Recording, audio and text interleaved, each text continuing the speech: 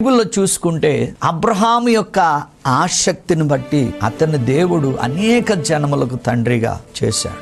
అలాగే దావీదు యొక్క ఆసక్తి ప్యాషన్ బట్టి దేవునికి హృదయానుసారుడయ్యాడు. జోసెఫ్కి ఎవరున్నారండి? యేసేపుకి ఎవరున్నారు? కానీ తనకున్న భక్తిలో ఉన్న సంపూర్ణంగా సరెండర్ అవటం వల్ల కుటుంబాన్ని కరువులో పోషించటం కాదు, దేశాన్ని 7 సంవత్సరాలు పోషించాడు. రోజు నేను ఫోను వాడొద్దని నేను చెప్పట్లేదు, కానీ ఆ యొక్క ఫోన్లో పడిపోయి యవ్వనస్తులు ప్రాణం మీదకి తెచ్చుకుంటున్నారు.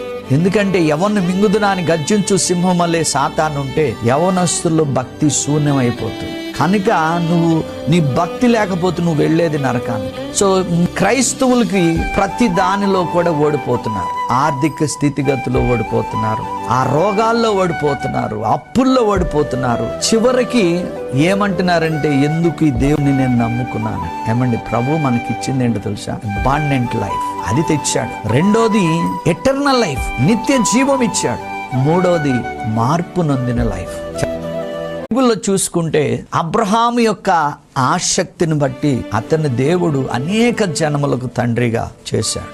అలాగే దావీదు యొక్క ఆసక్తి ప్యాషన్ బట్టి దేవునికి హృదయానుసారుడయ్యాడు. జోసెఫ్కి ఎవరున్నారండి? యేసేపుకి ఎవరున్నారు? కానీ తనకున్న భక్తిలో ఉన్న సంపూర్ణంగా సరెండర్ అవటం వల్ల కుటుంబాన్ని కరువులో పోషించటం కాదు, దేశాన్ని 7 సంవత్సరాలు పోషించాడు. రోజు నేను ఫోను వాడొద్దని నేను చెప్పట్లేదు, కానీ ఆ యొక్క ఫోన్లో పడిపోయి యవ్వనస్తులు ప్రాణం మీదకి తెచ్చుకుంటున్నారు.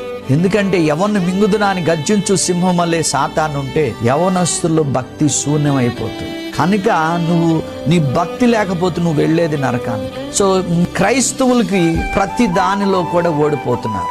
ఆర్థిక స్థితిగతుల్లో ఓడిపోతున్నారు, ఆ రోగాల్లో ఓడిపోతున్నారు, అప్పుల్లో ఓడిపోతున్నారు. చివరికి ఏమంటున్నారంటే, ఎందుకు ఈ దేవుని నేను నమ్ముకున్నాను? ఏమండి, ప్రభు మనకిచ్చింది ఏంటో తెలుసా? అబాండెంట్ లైఫ్, అది తెచ్చాడు. రెండోది ఎటర్నల్ లైఫ్, నిత్య జీవం ఇచ్చాడు. మూడోది మార్పు నొందిన లైఫ్.